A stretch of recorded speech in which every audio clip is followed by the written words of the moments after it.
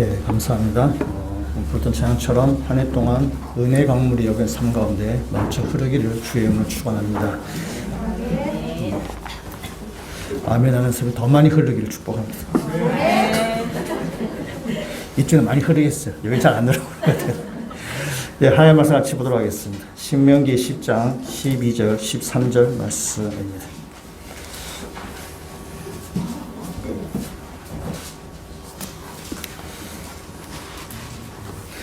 신명기 10장 12절 13절 말씀, 우리 두 절 말씀을 같이 읽도록 하겠습니다.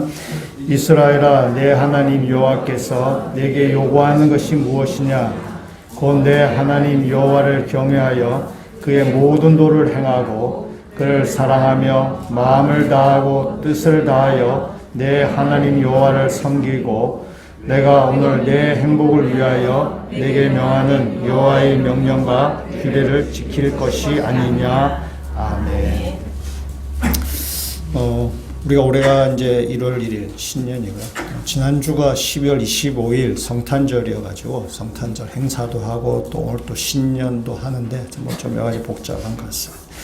지난주 우리가 성탄절 감사 잔치를 하면서 여러 사람들이 많이 수고를 하셨고 또 아주 기쁘고 또 재미있고 아주 유익된 시간이었습니다. 여러 행사였는데 제가 그 중에 목사 찬스로서 제가 한 부분을 좀 보여드리려고. 청년들이 준비를 했었는데 청년들이 너무 준비를 많이 했는데 그게 너무 제가 볼 때 너무 아쉬운 거예요. 너무 준비를 많이 했는데 그래서 이 친구들이 준비했던 영상을 38초짜리인데 한번 잠깐 한번 보시면 얼마나 수고를 많이 했는가 한번 보시면 좋을 것 같습니다. 예, 목사 찬스로 보도록 하겠습니다.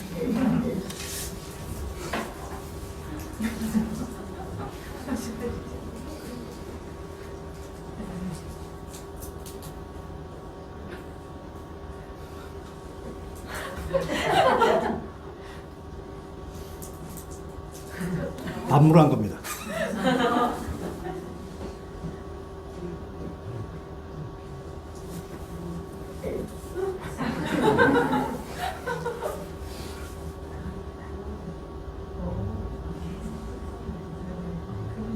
예. 너무 수고를 많이 했어요. 너무 수고를 많이 해서 너무 빨리 끝나고 할 때는 그래서 좀 아쉽다. 얘네 스케치북을 몇 장씩 칠했는데 안 버리고 있더라고요. 너무 아까워서. 그래서 내가 저번에 버릴 거예요. 그걸 이제 안 쓸 거라서. 감히 못 버리더라고요. 너무 아까워서. 많이 수고했어요. 그때 뭐 청년들만이 아니라 참석하신 여러분도 많이 수고하고 또 아주 이렇게 유익된 시간이었습니다. 더 자세히 보고 싶으신 분은 다음 교회 카페 가시면은 집사님 다 영상을 올리셨어요. 그 다음 보시면 좋을 것 같습니다. 예, 우리 한 해 이제 새로 시작하게 되는데요. 우리 사는 시작하는데 옆 사람과 서로 인사를 하면 좋겠습니다. 이렇게 인사하십시다. 새해는 하나님 기뻐하시는 삶을 사십시다. 이렇게 인사하면 좋겠습니다. 예. 새해에는 우리가 세상에서는 복 많이 받으세요라고 인사를 하지만 우리도 물론 복을 받아야 되지만은 무엇보다도 하나님 기뻐하시는 삶, 그 삶을 살 때에 하나님의 충만한 복이 여러분 삶 가운데 임하리라고 믿습니다. 여러분 중꺾마라고 혹시 아세요? 들어보셨어요? 중꺾마. 말도 어렵죠. 요즘 젊은이들이 워낙 말을 줄여서 얘기해가지고 이 말의 준말입니다. 중요한 것은 꺾이지 않는 마음이다 라는 것입니다. 어렵죠? 네, 어렵습니다. 진짜 별걸 다 줄여요.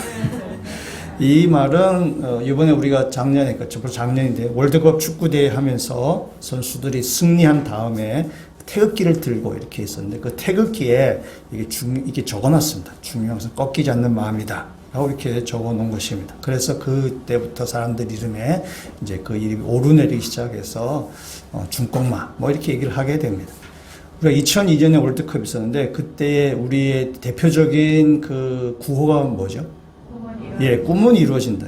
이번에 이제 2022년에 월드컵 때는 아마 이 중꺾마가 꺾이지 않는 마음이 아마 대표적인 응원 구호가 되는 것 같습니다. 근데 이 꺾이지 않는 마음이라는 것은 이번 월드컵 때 나왔던 그 얘기가 아니고 이게 우리는 잘 모르지만 롤이라는 게임이 있는데 우리 그런 롤이라는 게임에서 나왔다는 말이랍니다. 우리가 아는 게임은 갤러그, 테트리스 뭐 이제 이런 건 아는데 예. 이 롤이라는 게임이 있는데 그 롤이라는 게임에 이제 젊은 세대를 많이 하는 게임이고 아마 축구 선수들도 뭐 젊은 친구들이 거의 게임을 많이 하는 것 같습니다. 그래서 이제 거기서 나오는 말이에요. 그 롤 게임 결승전 때 우승하리라고 예상하지 못했던 팀이 우승을 한 거예요. 우승을 해서 이제 그 선수들이 한 이야기가 꺾이지 않는 마음이다. 그것이 이제 우리 월드컵 때에 우리 상황과 비슷해서 이제 이 사람들이 한 것입니다. 우리가 16강에 올라가려고 하면 포르투갈이라는 나라를 이제 이겨야 되는데 이 포르투갈 이 국가 축구팀은 우승 후보입니다. 굉장히 강력한 우승 후보고 잘하는 뭐 이렇게 누구지? 호날두, 날강도, 호날두가 이렇게 해서 뛰는 뭐 그 팀입니다. 근데 그 팀 우리가 이긴다는 것은 거의 불가능한 일이죠. 승률이 굉장히 낮습니다. 그렇지만 우리 선수들이 꺾이지 않는 마음으로 그 시합에 임했고, 그래서 우리가 승리했고, 그래서 많은 국민들에게 참 감동을 주었다. 그래서 그때 태극기 들고 나서 주면서 꺾이지 않는 마음, 이제 그래가지고 이제 사람들 이름에 중국마 이렇게 이름에 이렇게 말이 잘 안 되네. 입에 오르내리게 됐어요. 여러분, 월드컵 우리 축구 선수들이 꺾이지 않는 마음을 먹었다 그래가지고 그렇게 해서 시합에 이길 수 있나요? 그 꺾이지 않는 마음만 있으면 시합에 이길 수 있나요? 아닙니다. 훈련해야 되고 연습해야 되고 땀을 흘려야 되는 거죠. 우리나라 축구 선수들이 4년 동안 아마 연습한 것으로 우리가 알고 있습니다. 4년 전에 그 외국 감독을 우리가 불러들여서 그 감독 하에서 우리 모든 선수들이 4년 동안 구슬땀을 흘리면서 아주 연습을 하고 그래서 아주 단내가 나도록 연습을 하고 그래서 실력 갖추었어요. 실력 갖춘 다음에 그 다음에 시합에 임해서 자신을 믿고 꺾이지 않는 마음을 가지고 그 시합에 임했을 때에 그 시합에서 승리할 수 있었던 것이고 많은 사람에게 감동을 주었던 것입니다. 특히 우리가 경제적으로 지금 어려운 이 시기에 그 선수들의 승리가 많은 사람들에게 도전하는 마음, 또 우리에게 큰 선물을 주었다고 생각하게 됩니다. 이제 우리가 2023년이 시작됐습니다. 2023년 시작되었는데 우리가 한 해를 시작하시면서 여러분이 계획들도 많이 세우시고 다짐들도 많이 하실 것입니다. 한 해를 시작하면서 우리 가운데도 꺾이지 않는 마음을 가지고 이 한 해를 시작하시면 좋겠습니다. 우리가 나이가 들면은 잘 계획을 세우지 않습니다. 나이가 들면은 그날이 그날이지라고 생각을 하거든요. 또 젊은 친구가 좀 미안하지만은 계획을 세우나 안 세우나 그게 별 차이가 없다는 것을 경험칙으로 우리가 알게 되다 보니까 잘 계획을 세우지 않게 됩니다. 참 슬픈 일이죠. 참 슬픈 일입니다. 근데 올해는 우리가 좀 계획을 세워서 우리가 믿음 생활을 했으면 좋겠다라는 생각을 하게 됩니다. 신앙생활에 있어서의 우리가 계획을 세우면 좋겠습니다. 그동안 세상 일로 분주하게 살았고 세상에서 뭔가 얻으려고 막 열심히 했지만은 우리가 여기 인생의 우리 인생의 후반기마저 세상 일로 사셔야 되겠어요. 인생의 지금까지는 나를 위해서 살았다. 나와 나의 가족을 살았다면은 이제 우리 인생의 마지막 부분, 이제 인생의 후반에 있어서는 하나님을 위해서 사는, 또 주님을 위해서 살도록, 또 주님께 헌신하며 사는 것이 우리 인생을 굉장히 아름답게 마무리할 거라는 생각이 됩니다. 그래서 2023년을 시작하면서 우리가 하나님께 더욱더 친밀한, 하나님 기뻐하시는 그런 계획을 세우고 하나님이 원하시는 삶을 살도록 함께 힘쓰시는 오늘 이 믿음의 성도 하나 되시기를 주의 이름으로 축원합니다. 오늘 우리가 읽었던 이 신명기의 말씀은, 이 신명기는 이제 이스라엘 백성이 광야 생활을 마치고 이제 가나안 땅에 들어가려고 할 때에 백성들 향해서 하는 모세의 설교입니다. 그 중에 우리가 한 부분을 읽은 것입니다.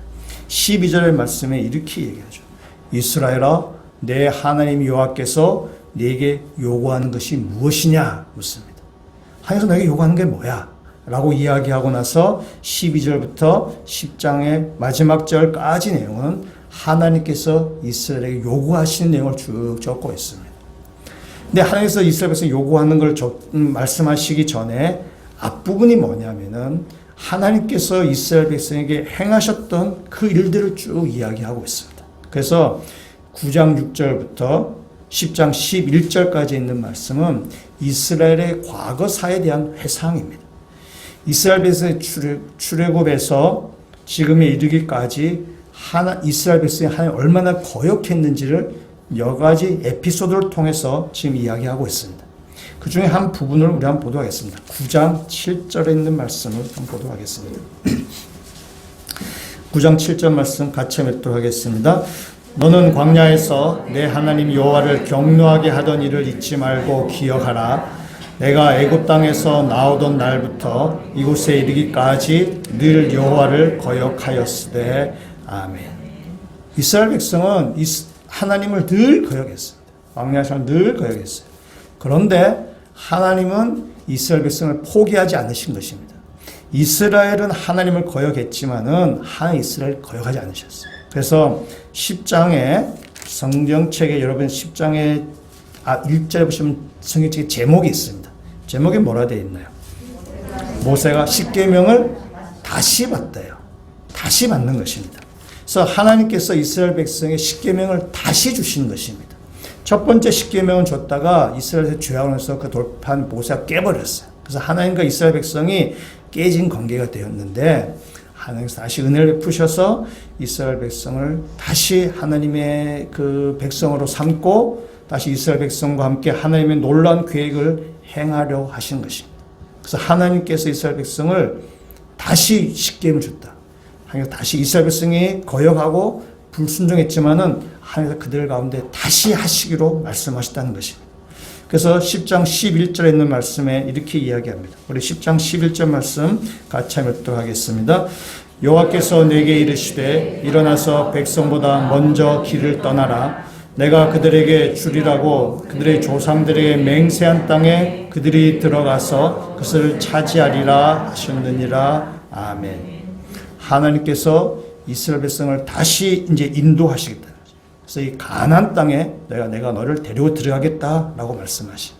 그래서 내가 이스라엘 백성 가나안 땅에 다시 데리고 들어가는데 네 가나안 땅에 들어가서 너희가 어떻게 살아야 될 것인지, 너희가 하나님께서 요구하신 것이 무엇인지를 너희가 잘 기억하고 가나안 땅에 들어가서는 그렇게 살아라. 하나님께서 지금 말씀하시는 것입니다.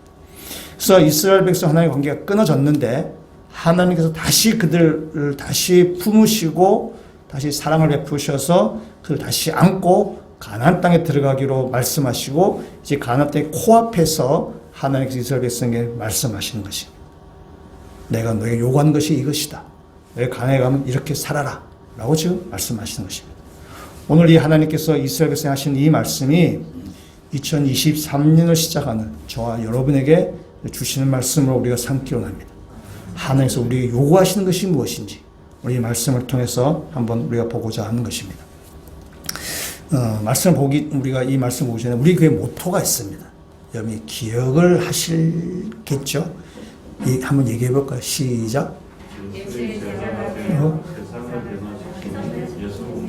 감사합니다. 황사님 뭐 선물을 제가 우리 교회 모토는 이건 예수의 제자가 되어 세상을 변화시키는 예수 공동체입니다. 이것은 여러분이 이제 기억하실 때 교회 들어오시는 거울에도 적혀져 있고 여러분의 벽걸이 달력에도 적혀져 있고 다 있습니다. 그래서 여러분 이것을 한번 잘 이렇게 새겨 주시면 좋겠습니다. 이 모토에 맞춰서 하나님께서 우리에게 요구하시는 무엇인지 그 하나님의 말씀을 듣고 올해 여러분의 영적인 계획을 세우셔서 이 한 해 동안 꺾이지 않는 믿음을 가지고 한 해 동안 승리하시기를 주님을 축원합니다. 첫 번째 우리가 예수의 제자가 되어라고 얘기했는데 제자라는 것은 스승의 말을 듣는 사람이죠. 스승의 말을 듣고 그 가르침을 따른 사람입니다. 우리는 예수 그리스도의 제자입니다. 때문에 우리는 하나의 말씀을 듣는 사람, 그 말씀에 순종하려고 하는 사람입니다. 그래서 여러분이 올 한 해 동안 여러분의 계획 가운데 올 한 해 동안 성경을 일독하겠다라는 그런 계획을 여러분 세우시기를 주님을 축원합니다. 오늘 10장 12절에 있는 말씀에 이렇게 얘기하고 있어요. 이스라엘의 하나님 여기서 내게 요구하는 것이 무엇이냐? 곧 내 하나님 여호와를 경외하며 그의 모든 도를 행하고 그의 모든 도를 행하고 이 도는 하나님의 그 말씀이고 계명이고 규율이죠. 그래서 하나님께서 우리에게 요구하시는 것은 그의 말씀대로 행하는 것입니다. 미국 애리조나 기독대학교가 있는 겁니다. 거기에서 사람들에게 조사를 했습니다. 삶의 기준이 무엇인가? 라는 것을 조사를 했습니다. 자칭 기독교인이라고 응답한 사람 중에 71%가 내 삶의 기준이 성경 말씀이 아니고 나의 경험, 감정, 주변 사람들의 조언, 이런 것이 나의 도덕적 기준이 된다라고 이렇게 말씀했죠. 미국 그리스도인들, 미국 사람들을 대상으로 한 조사지만은 우리나라 사람하고도 별 다르지 않을 거라고 저는 생각이 듭니다. 이 땅에 우리가 많은 교회를 다니는 사람이 있는데, 우리가 교회 다니면서도 우리 삶의 기준이 뭔가? 하나님의 말씀으로 기준을 삼아야 되는 것입니다. 세상의 기준, 세상의 어떤 가르침이나 어떤 나의 생각이나 세상의 윤리가 아니라 하나님의 말씀이 우리 삶의 기준이 되어야 된다는 것입니다. 옛날에 한국교회는 초창기 때 사경회라는 것이 있었습니다. 사경회라는 말은 사는 조사할 사자, 경은 말씀 경자라는 것입니다. 영어로 하면은 사경회는 바이블 클래스입니다. 성경을 공부하는 곳입니다. 그래서 성도들이 며칠 동안 모여서 말씀을 깊이 공부하고 듣고 그 말씀을 공부하는 그런 집회 모임입니다. 우리나라 최초의 선교사가 언더우드 선교사님인데, 이 언더우드 선교사 우리나라에 와서 자기 집에서 7명 사람들 모아가지고 성경 공부를 시작했어요. 그것이 사경의 시작으로 이렇게 보게 됩니다. 그러니까 이 사경회는 한국 교회 부흥의 원동력이라고 얘기할 수 있어요. 근데 언젠가부터 우리가 이 사경회가 부흥 사경회 이렇게 좀 이름이 좀 바뀌더만은 그 다음에는 부흥회 또 축복 부흥회 이렇게 바뀌어갔습니다. 한국 교회가 사경회를 통해서 쭉 성장해 왔는데 한국 교회가 오늘날 좀 많이 타락했다고 이야기하기도 하고 옛날하고는 많이 달라진 것은 사실입니다. 근데 한국 교회 영적으로 이렇게 약화된 것에 여러 가지 이유가 있겠지만 그 중에 하나는 사경회가 사라지고 그 자리에 부흥회가 대체된 것과도 무관하지 않아 보입니다. 말씀을 연구하기보다도 축복, 부흥 그런 것만 강조하다 보니까 교회는 말씀을 놓쳐버리고 그냥 교회는 영적으로 약화되게 된 것입니다. 우리가 올해 한 해를 살아가시면서 우리가 꺾이지 않는 믿음을 가지고 살기 위해서는 여러분이 말씀으로 돌아가셔야 돼요. 말씀으로 돌아가셔야만 그것이 내가 사는 일이고 한국교회가 사는 일이고 이 나라가 사는 길은 사실입니다. 올 한 해 여러분 여러 가지 계획을 세우실 수 있지만 그 중에 올 한 해 동안 여러분이 성경을 내가 일독하겠다라는 그런 목표를 세우시면 좋겠습니다. 한 해 동안 이렇게 말씀을 쭉 일년도 일독하기 위해서 여러분 매일 성경 책자에 보면은 하루하루 읽을 분량이 이렇게 나와져 있습니다. 저희가 주보에도 올해부터 주보에도 시를 씁니다. 그래서 묵상 본문과 성경 통독 본문을 이렇게 같이 적었습니다. 보통 하루에 한 3장 정도 이렇게 읽게 되어 있습니다. 여러분이 신앙생활 잘 하시려고 그러면 성경 묵상도 하시고 성경 통독도 하시면 좋겠어요. 그러나 두 가지가 아직은 버겁다 하시는 분은 둘 중에 하나만 하셔도 좋겠습니다. 둘 중에 하나도 안 한다? 뭐 제가 할 말 없고 예, 묵상과 통독을 다 같이 하시면 제일 좋고 그냥 묵상은 여러분 평생 하셔야 될 부분이지만은 올해 한 해만큼은 내가 이렇게 성경 통독해서 성경을 한 일독해 보겠다라고 계획을 삼으셔도 좋을 것 같습니다. 성경 통독을 할 때에 창세기부터 시작하죠.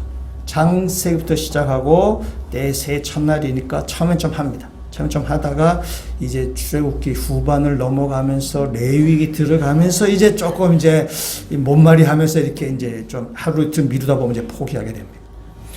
여러분이 한 해 1년을 성경을 일독하기 위해서 제가 할 수 있는 간단한 팁을 한 3가지 정도 말씀드리겠습니다. 첫 번째는 여러분 하루에 3장 그렇게 길지 않습니다. 하루에 3장 읽으려면 천천히 읽어도 뭐 20분이면 충분히 읽을 수 있습니다. 근데 이것이 한 2, 3일 미루게 되면은 10장을 이렇게 불어나게 됩니다. 이 10장을 이뤄내게 되면 이건 10장 읽기는 이제 쉽지 않습니다. 그러면 이제 서를 이제 포기하게 되는 것입니다. 그래서 첫 번째 팁은 하루 읽을 분량을 결코 미루지 말라는 거죠. 그날 본문은 그날 읽으셔야 되죠. 그래서 성경 읽는 것을 습관하셔야 되죠. 그래서 올해 성경 일독하는 것을 통해서 여러분 간의 성경 읽기가 습관화 되시기를 주의 이름으로 축원합니다. 그래도 사람인지라 또 2, 3일 정도 이렇게 분량이 쌓일 수 있습니다. 분량이 쌓이게 되면은 주일에 교회 오셔서 그 주간에 밀린 그 성경 분량을 읽으시면 됩니다. 여러분 주일에 교회 오셔서 세상에서 그 시시껄렁한 얘기 하지 마시고 여러분 세상 얘기 아무리 걱정해도 여러분 안 해도 세상 잘 돌아가는 거니까 여러분 세상 일에 대해서 너무 가지 마시고 그냥 주일에 이 본당 의자에 앉으셔서 성경을 쭉 읽으시면은 보기에도 좋고 또 성경도 잘 읽혀집니다. 그는 공간이 주는 힘입니다. 집에서와 다릅니다. 이 예배당에 이 공간이 주는 힘이 있습니다. 여기 성경 읽으면 성경도 잘 읽어지고 남들 보기도 좋습니다. 그래서 일주일 동안 하루하루 빠지지 않고 하시는데 만약에 그 중에 좀 빠진 본문이 있다 그러면 주일날 이 자리에 오셔서 시간 내셔서 오셔서 그냥 쭉 읽어가셔서 그 분량이 한 주간을 넘어가지 않도록 하실 때에 여러분 성경 읽도 하실 수 있습니다. 두 번째 팁을 또 말씀드리면은 여러분이 우리가 성경 읽다가 중간에 포기하게 된 이유는 뭐냐면은 성경은 창세기는 재미있어서 아닙니다. 근데 이게 아까 말처럼 출애굽기 후반 다음에 레위기 이렇게 넘어가면서 이게 읽어도 뭔 말인지 잘 모르겠어요. 뭔 말인지 잘 모르기 때문에 이게 중간에 이제 포기하게 되죠. 뭐 재미가 없으니까 포기됩니다. 그래서 제가 성경 일독을 할 수 있도록 제가 1년 동안 성경 말씀을 제가 옆에 가르치려고 합니다. 오다가 여러분의 포스터나 또 주변 광고를 보셨겠지만은 성경 읽어지네라는 책이 있어요. 그 책에 구약 12가 신약 12가로 되어 있습니다. 그래서 이 과정을 다 배우면은 성경 전체를 꿰뚫어 볼 수 있는 그런 이렇게 좀 관점, 그런 생각의 정리가 되게 됩니다. 그래서 그것이 물론 매일 성경에 나온 성경 일독의 진도하고는 좀 맞지 않지만은 그래도 들어놓으시면 굉장히 유익할 거라고 생각이 듭니다. 그래서 1년 동안 성경을 일독하겠다라는 계획을 세우시고 또한 그 성경 읽으시는 제가 수요 예배 때마다 말씀을 전할 텐데 수요 예배 때마다 오셔서 말씀을 배워보시겠다는 올해의 계획을 세우셔서 올 한 해 여러분이 시간을 내셔서 성경을 잘 한 해 동안 읽으실 수 있는 그래서 그런 믿음을 가지시기를 주의 이름으로 축원합니다. 세 번째 팁이 있습니다. 이건 굉장히 중요합니다. 여러분 오늘 들어오실 주보에 아마 성경 통독표 이렇게 쭉 적어 넣어드렸습니다. 이렇게 매일 하루에 3장씩 쭉 읽으면서 그 형광펜으로 통독표에다 이렇게 표시를 해서 읽으시면 좋습니다. 그냥 읽는 것보다 뭔가 이렇게 표시를 해서 읽으면은 이제 동기부여가 되죠. 뭔가 이렇게 진도가 나간다는 그런 기분이 좋습니다. 그리고 더 큰 동기부여가 있습니다. 연말에 그 통독표를 제출해 주시면은 저희가 소정의 상품을 드리도록 하겠습니다. 여러분, 이 사람은 뭔가 또 걸어놔야 됩니다. 뭔가 걸어놔야 되지, 안 그러면 안 됩니다. 속으로는 나는 그런 선물 안 받아. 뭐 이렇게 생각하거나 내가 뭐 째짜게 뭐 그것 때문에 내가 성경 읽는 줄 알아. 나는 그렇게 안 해요. 고상하게, 고상이라 그건 교만한 겁니다. 그러면 여러분 선물에 유혹당하시기 바랍니다. 선물 유혹당하는 척 해줘야 되죠. 선물 주면서도 기분 좋고 또 뭔가 이렇게 걸어놓고 해야만 여러분의 성경 또 읽으실 수 있습니다. 그래서 어린아이 같이 그런 순수한 마음을 가지고 올 한 해 동안 성경 일독하는 목표를 세우시고 그것을 여러분이 계획을 이루어 가실 수 있는 이 한 해가 되시기를 주의 이름으로 축원합니다. 두 번째 우리 교회 모토가 세상을 변화시키는 것입니다. 세상을 변화시킨다. 그리스도인은 세상을 변화시키는 사람들입니다. 오늘 읽었던 말씀 13절 말씀 우리 한번 같이 한번 읽어보도록 하겠습니다. 내가 오늘 내 행복을 위하여 내게 명하는 여호와의 명령과 규례를 지킬 것이 아니냐. 아멘. 하나님께서 우리에게 명령과 규례를 주셨고 그걸 지키라고 하는데 그건 누구를 위한 것인가요? 내 행복을 위하여. 내 행복을 위하여 내가 내게 명하는 여호와의 명령 규례를 지키라는 것이죠. 그러니까 하나님의 명령과 규례는 누구를 위한 것인가? 나를 위한 것이죠. 나의 행복을 위한 것입니다. 믿으신가요?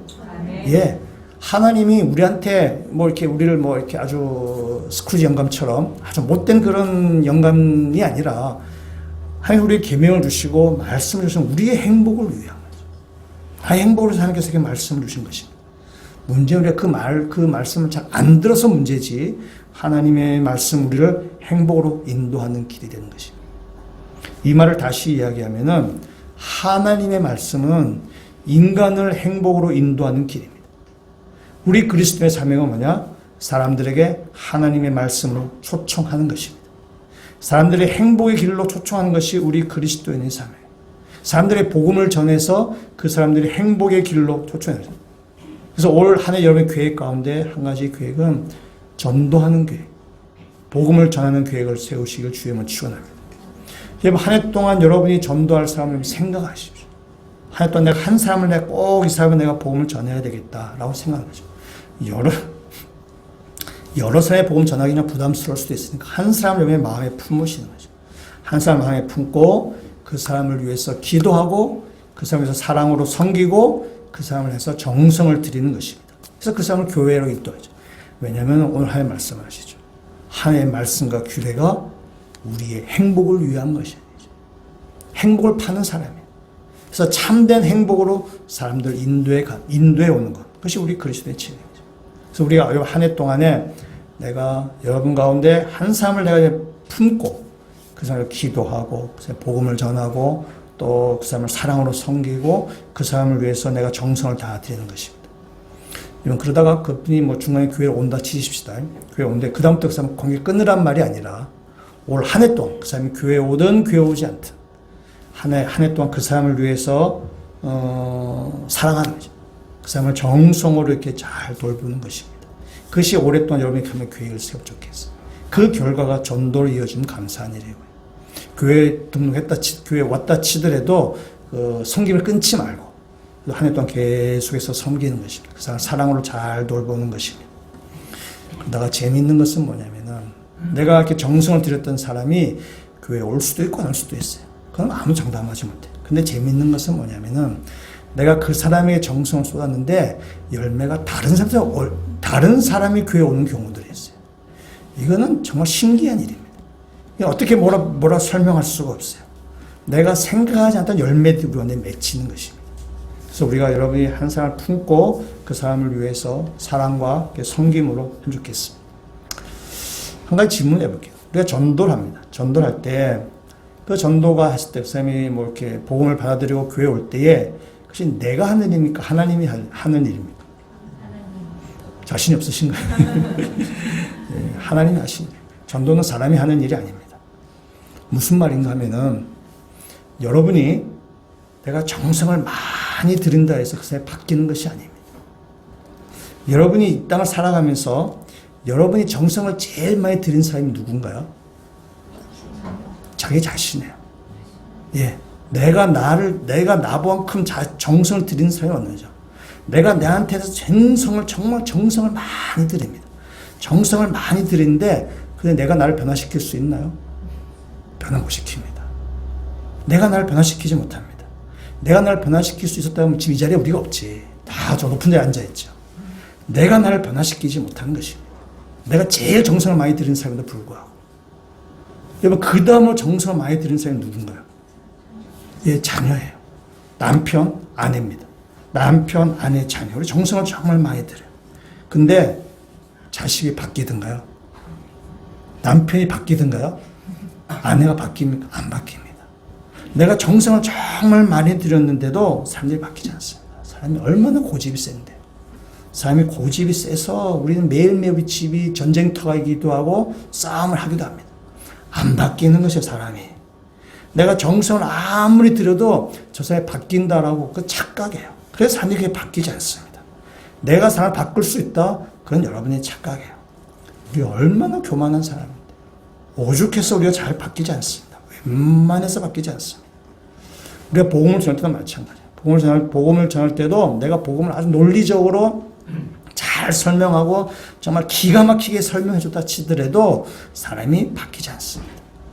상대방이 논박할 수 없을 만큼 탐복할 만큼 내가 복음을 가르쳤다 치더라도 사람이 바뀌지 않습니다. 하나님께서 그 사람의 마음을 만져주셔야만 그 사람의 마음이 열리고 그 사람의 복음을 받아들이는 사실입니다. 그래서 우리가 복음을 전할 때 반드시 해야 될 것이 뭐냐면 하나님께 기도하는 것입니다. 하나님, 저 사람의 마음을 만져주십시오. 저 사람의 마음을 열리게 해주십시오. 내가 할 수 있는 것이 아닙니다. 하나님께서 해주셔야 됩니다. 라고 기도하는 것입니다. 그럼 또 한 가지 질문이에요. 하나님께서 마음을 열어주셔야 되는데 그러면 전도는 왜 해야 되나? 하나님께서 해주시는데 내가 하는 게 뭐냐? 말씀 하나 보겠습니다. 스크린 앞에 있는데 말씀 하나 우리 보겠습니다. 고린도전서 1장 21절에 있는 말씀인데 같이 읽도록하겠습니다. 하나님의 지혜에 있어서는 이 세상이 자기 지혜로 하나님 알지 못함으로 하나님께서 전도에 미련한 것으로 믿는 자들 구원하시기를 기뻐하셨도다. 아멘. 전도를 뭐라고 지금 얘기합니까? 미련한 방법이라고 얘기하죠. 전도는 정말 미련한 방법. 우리가 하나님께서 뭔가 사람을 하나님께서 내가 너의 행복을 위해서 내가 규례와 법도를 말했다. 자, 그 사람을 행복으로 초청한다 치십시다. 그러면은 아주 기가 막힌 기적을 행하거나 사람 눈이 떡 벌어질 신비로운 방법을 해서 전도할 수 있을 것입니다. 하나님께서 그렇게 복음을 전할 수 있을 것입니다. 그런데 기적이나 신비한 방법은 사람을 변화시키지 않습니다. 일시적인 효과가 있지만은 그냥 그때뿐이에요. 그거 지나고 나면 아무 효과 없습니다. 우리가 흔히 말로 들어갈 때마다 나올 때마다 다르다고 일시적으로는 막 놀래지만은 그러나 조금 지나면 다시 원위치가 되는 게 우리 사람들의 마음. 그래서 하나님께서 뭐 기적이나 신비한 일을 통해서 일을 하지 않습니다. 미련한 방법, 전도를 통해서 하나님께서 일하신다는 사실입니다. 여러분 전도할 때 제일 많이 바뀐 사람이 누굴까요? 전도하는 사람입니다. 전도하는 사람이 제일 많이 바뀌게 되어 있어요. 그러니까 전도는 뭐냐면 변화시키는 거예요, 사람을. 사람을 근본에서부터 변화시키는 일인 것입니다. 전도를 제일 많이 바뀐 사람은 바로 전도한 사람입니다. 그래서 전도는 나 자신을 위해서 하는 일이라고 저는 그렇게 생각합니다. 여러분 생각해 보십시오. 우리가 복음을 모르고 전도할 수 있습니까? 없습니다. 왜냐하면 복음이 뭔지를 우리는 사람들에게 설명해야 될 때가 있어요. 누가 물어볼 때 설명해야 되죠. 복음이 뭐고 십자가가 뭐고 예수님이 뭐고 설명해야 돼요. 근데 복음을 전하려면 내가 복음을 알아야 될 거 아니에요. 복음을 알려면 성경도 봐야 되고 하나님의 말씀도 들어야 되죠. 여러분 성경을 읽고 성경을 듣고 말씀 묵상하다 보면은 그 안에서 하나님의 사랑, 하나님의 은혜, 우리가 베푸신 하나님의 놀라운 일들, 그 진리를 우리는 깨닫게 되는 것이죠. 그때 하나님이 얼마나 우리는 행하시니 놀라운 일인가를 우리는 정말 감격하게 봐야죠. 여러분 성경을 읽으시다 성경책 자꾸 이렇게 물어보신 적이 있으신가요? 하나님의 말씀이 얼마나 우리한테 사랑이 확 와닿는데요. 우리가 말씀을 알아가야만 하나님이 행하신 일이 무엇인지 우리가 알게 되는 거예요. 구슬도 뼈야 보배로 가잖아요. 집에 성경책이 뭐 널려져 있습니다, 집에. 그러나 성경책을 읽어야 되죠. 하나님의 말씀이 뭐라고 말하는지 우리가 알아야만 나도 감격을 받을 뿐만이 아니라 그 복음을 사람들이 전하게 되는 거죠. 전도하려다 보면 복음을 알 수밖에 없는 거죠. 알려고 노력해야 되는 것입니다.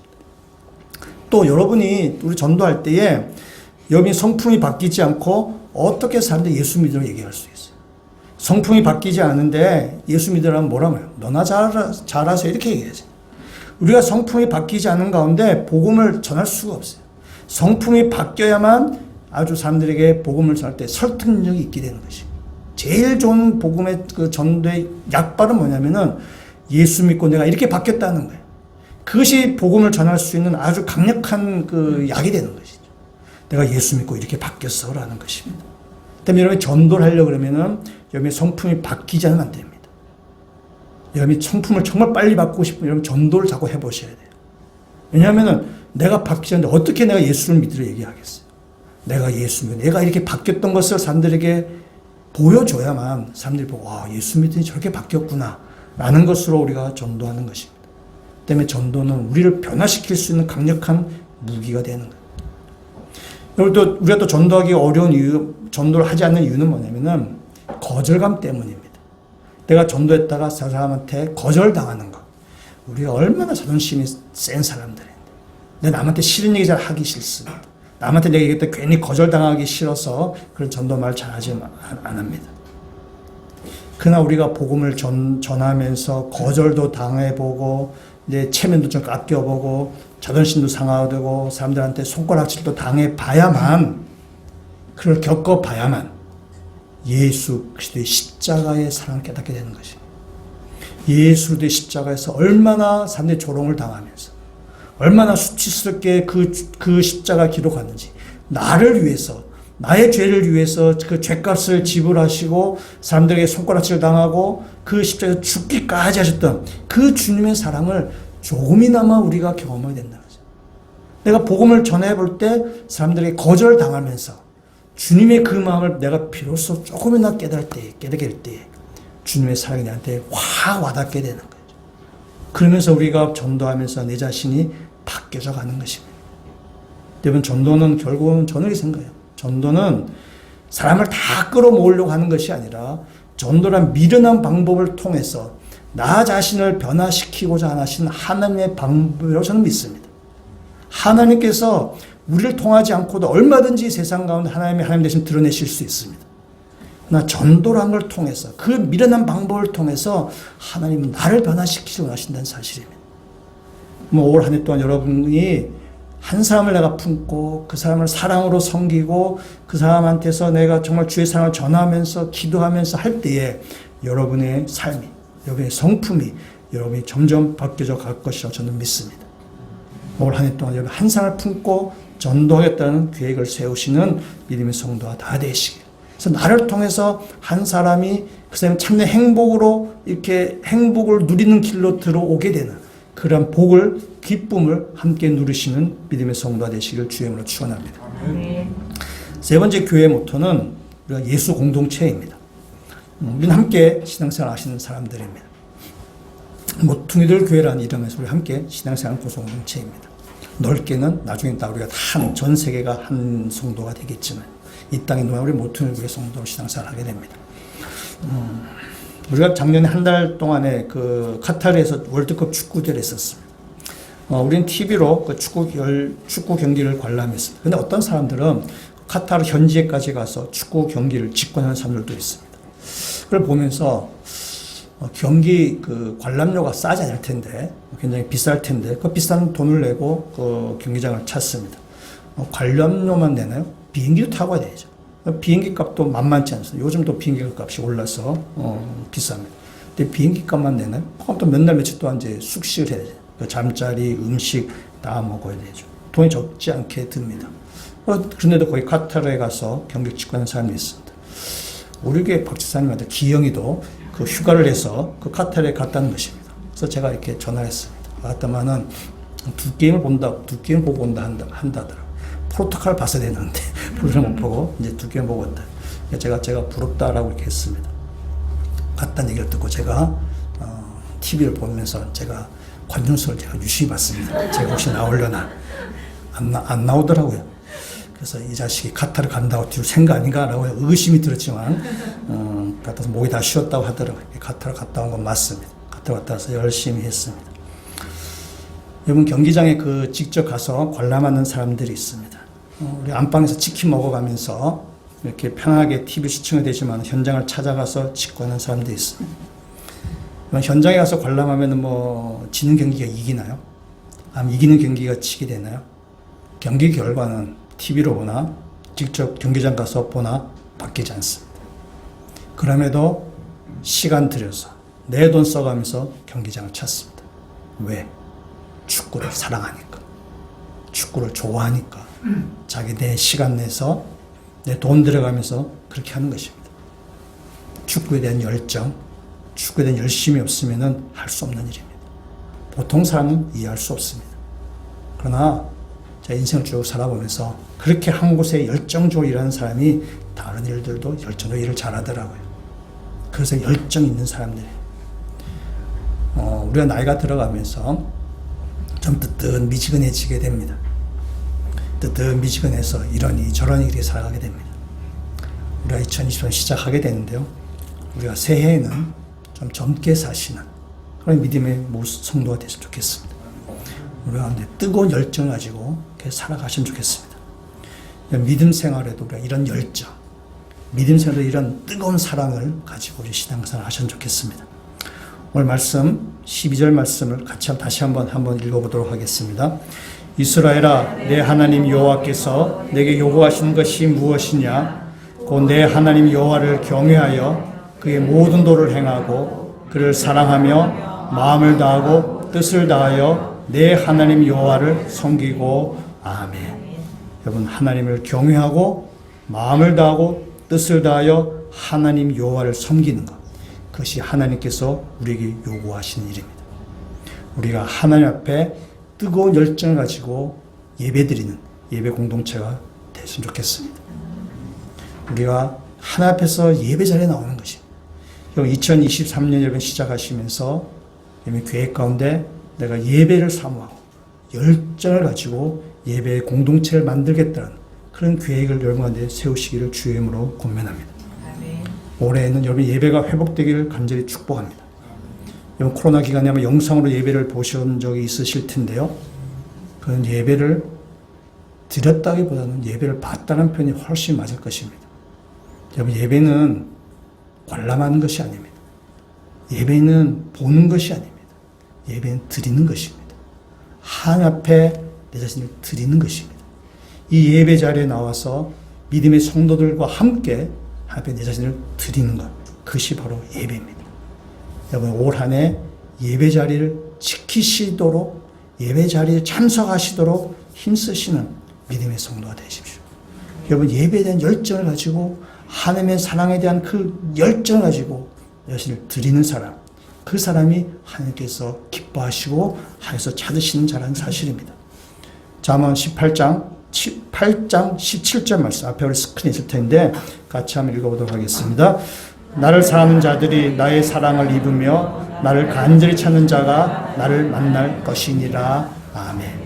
여러분 하나님을 사랑하는 자가 하나님의 사랑을 입을 것이고, 하나님을 간절히 찾는 자가 만나야 될 것입니다. 2020년 시작하시면서 여러분 예배에 대한 열정, 예배를 삼아야 돼요. 이 예배 자리에 내가 빠지지 않겠다는 그러한 열정을 가지시길 주님 축원합니다. 축구를 좋아하는 사람이 카타르 현재가 자기 모든 것을 대가를 지불하 그 경기를 관람하는 것처럼, 우리가 예배를 사모한다면, 하나님을 사랑한다면 우리 대가를 지불하고 내가 희생하면서까지 예배를 지키려고 하는, 그것이 하나님을 기뻐하시는 일이고 하나님께서 여러분한테 더 큰 복으로 임하실 것이라는 사실입니다. 우리 교회에 주일 예배가 있고, 주일 오후에 목장 모임이 있고, 수요 예배가 있고, 새벽 기도가 있습니다. 이것이 우리가 공적으로 드린 예배입니다. 예배 신앙이 주일날 예배만 겨우 간신히 겨우겨우 드리는 그런 신앙으로는 이 세상을 이길 수가 없습니다. 여러분이 믿음이 하나님의 열정이 가득해야만 세상을 여러분이 등이 이겨나갈 수 있다는 사실입니다. 여러분 예배를 사모한 자가 예배의 깊은 맛도 알고 할 만나는 경험도 하게 될 것입니다. 그래서 여러분이 오랜 동안 예배가 살아있으셔서 여러분의 삶이 승리하시는 주의 백성들 되시길 주님을 축원합니다. 예배에 승리한 자가 세상을 두려워하지 않게 됩니다. 여러분 주일 예배를 빠지지 않는 것은 그건 기본 중의 기본이에요. 그리고 여러분의 공예배를 귀하게 여기시고 예배자로 살아가셔서 이 땅 가운데 참된 하나님의 복을 누린 자로 살아가면 좋겠습니다. 올해가 계명년이라고 그러더라고요. 계명년이어서 제가 계명년으로 삼행시를 준비했습니다. 별걸 다 하죠. 한번 운을 한번 띄워주면 좋겠습니다. 계획을 세우셨습니까? 묘자리에 들을 날도 얼마 남지 않았는데 연초부터 연말까지 꺾이지 않는 그리스도로 사시기를 주님을 축원합니다. 같이 한번 여러 가지 영적 계획을 잘 세우셔서 한 해 동안 정말 믿음의 성장이 있으시는 주의 백성 되시기를 주님으로 축원합니다. 같이 한번 기도드리시겠습니다. 하나님 우리에게 또 이 2023년 새해를 맞이하게 하여심을 감사드립니다.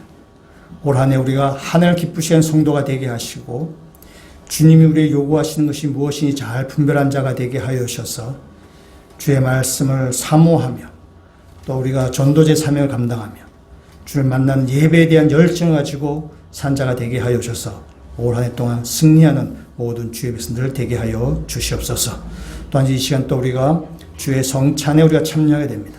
이 한 해를 시작하면서 이 전 주님의 떡과 피를 마시면서 주님이 임재하는 이 복된 성찬식 되도록 역사하여 주시옵소서. 예수 그리스도의 이름으로 기도합니다. 아멘.